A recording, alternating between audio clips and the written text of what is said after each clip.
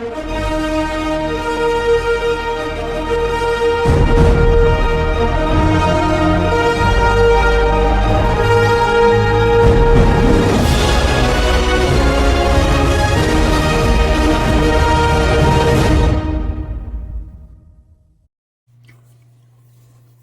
everybody, old Big Jim coming at y'all from the Holiday Inn Express in Columbus, Georgia. We ain't at the bog, I promise you. This is all different from old Big Jim's normal carrying on and stuff, but I thought I'd put a little something out there, man. Ooh, Lord. Man, I was so tired yesterday. No sleep, getting ready for all this. But Lord, man, I highly suggest that y'all go see Stephen Jeffries did a drop this morning of a video about his adventures yesterday. Deep South Cutlery, Brother Seth put out a very good video about their adventures to get here. Me and Brother Rex Wiseman are so blessed, and his wife is so blessed to be able to participate in something like this, man. It's, we've been calling, kind of tongue in cheek, calling this the final countdown and all that stuff. We carry on. One of us is crippled, one of us is crazy. I'm not sure how that plays out, but don't really matter if you know what I'm saying.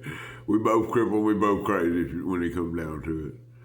But I just wanted to get on here, man, and just unreal. I'm sitting there putting some knives out on the table, and I felt somebody walk up behind me, put their hands on my shoulder and squeeze me, and I turn around, and the first person I see is Stephen Jeffries. Unbelievable.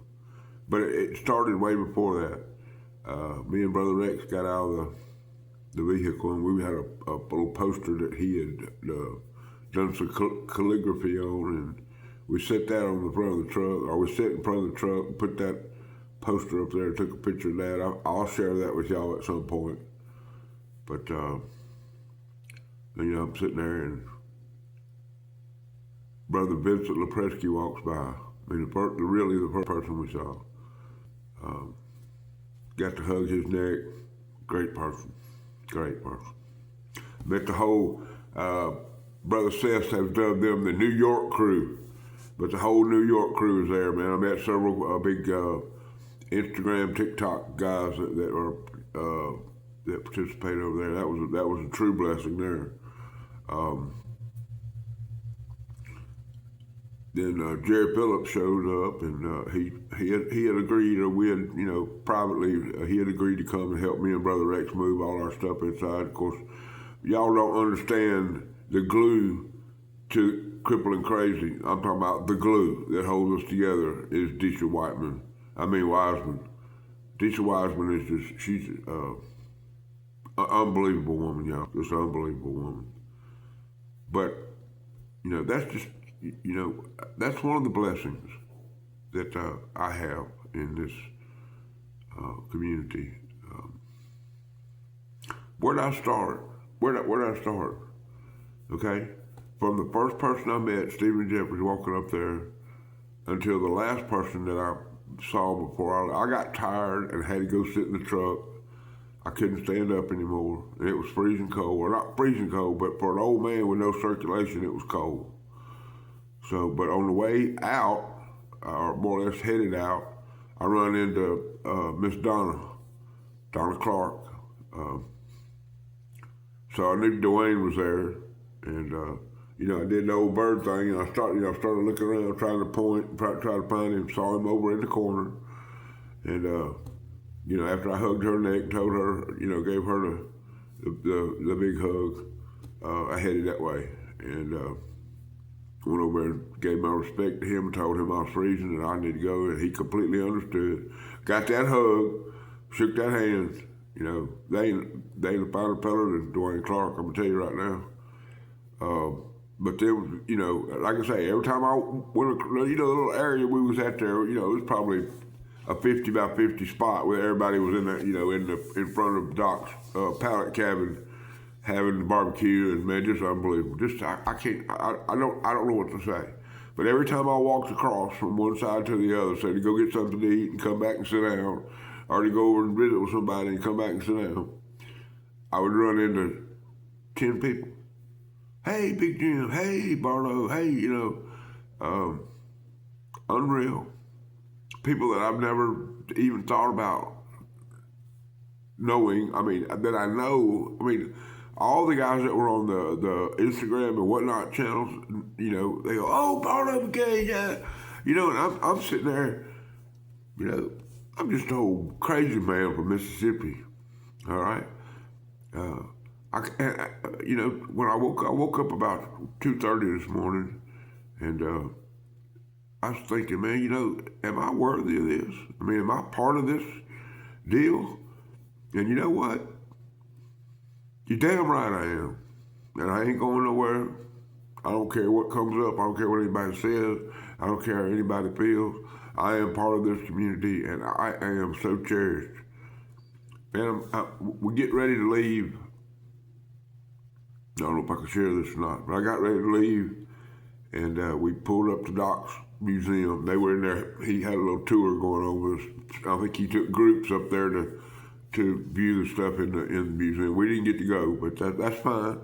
That gives me something maybe to look forward to. Maybe someday, if I have to visit this area, I can stop by there and get a private tour or whatever. I don't care. I wouldn't care if there was 25 people in there, but I walk. Brother Rex had a gift that he wanted to give Doc, and so I'm sitting there, and as I'm sitting there, I'm freezing, I'm covered up with a Brother Rex's jacket, and I hear on the window right there, just here. And I look out the window, man, and one of the guys that I have more respect for than you can ever imagine handed me a pocket knife through the window. I mean, I don't know what else to say. Now I've got all the number 9 pucker chips except the blue one. Wrong. Got the blue one now. Thomas Painter. I mean, what else do I need to say anything else? Thomas Painter. Genuine. Just as great, man. And what one of those times where I would stop a lot and just listen. And one of those times I stopped. And man, you could hear that cackle. You could hear him over there laughing, cutting up, carrying on, and just unreal, just unbelievable. Just the whole, I would sit here and start naming names, but I know I'd miss somebody. I met the cat from Texas. I can't think of his name right now. He's a leather worker. And they didn't get to go by his booth when we were setting up yesterday, but I'm gonna make it by there because I heard some really great things about his leather work, and if I can afford it, I might have to get in there. He's got some good stuff.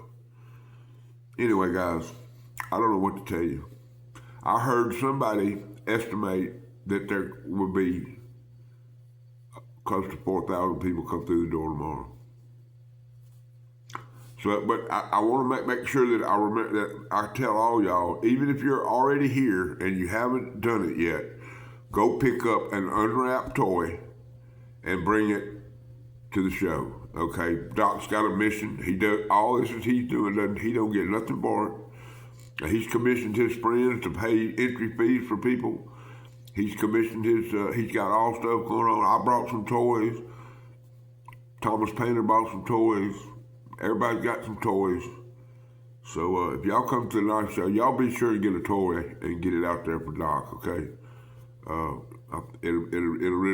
be a good thing. All right, guys. Well, I've carried on here about 10 minutes. I'm on the first floor at the Columbus, Georgia Holiday Inn Express. I mean, you know what?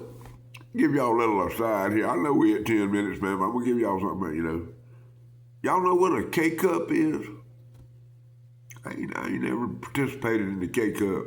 Had a little learning curve. But that little thing over there, you put a little cup in there and you press the thing and it punches a hole in it and runs water through it, makes you a cup of coffee. Man, coffee pot goes, you put your little filter in your little Mr. Cup of coffee thingamabobber and you scoop your Bolster blend coffee from Deep South Cutting in there and you brew it up and you get you some coffee after you got a big old pot full. I ain't never had no K-cup, man. But you know what? I have now. And they didn't know I was a coffee drinker because I only left 3 cups in here. I drank them 3 cups in just a minute. And we leaving too early, man. I don't even know. Let me look at that vintage Casio. And it says 4:20, so I got about 40 minutes before I got saddled up and jump in the old Crippling Crazy Express, and we're going to head back over to the live show. We're going to get it done, y'all.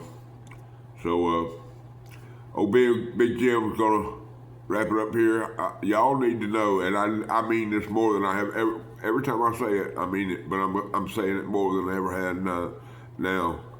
Jesus Christ is Lord of my life. Always keep a Band-Aid handy. And rule number 9.